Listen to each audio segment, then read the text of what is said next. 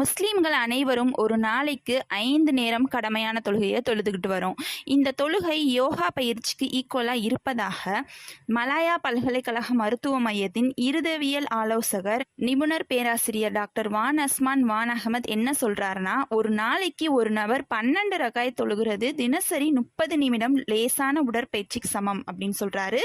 ஒரு முஸ்லிம் தினசரி தொழுகைக்காக பள்ளிக்கு நடந்து செல்வது மற்றும் கடமையை செய்ய முழங்கால் இடுப்பு பகுதிகளை வளைக்க வேண்டிய நிலை ஏற்படுகிறது. இதை தினசரி ஒரு முஸ்லிம் செய்வது யோகா பயிற்சி செய்வதை ஒத்துள்ளதாக அவர் குறிப்பிடுகிறார். தொழுகையில் நாம் செய்யக்கூடிய ஒவ்வொரு நிலையும் ஆசனங்களை குறிப்பதாகவே இருக்கிறது. உதாரணமாக பார்த்தோம்னா, ஃபர்ஸ்ட் நாம தொழுகையில செய்யக்கூடிய தக்பீர் கட்டும் நிலை. இந்த தக்பீர் கட்டும்போது ஒரு நபர் தனது கைகளை காதுகளின் மட்டத்திற்கு உயர்த்துகிறார். எவ்வளவு நேரம் பார்த்தோம்னா 3 அல்லது 5 வினாடிகள் நாம் தக்பீர் நிலையில இருப்பதாக வைத்துக்கொள்வோம்.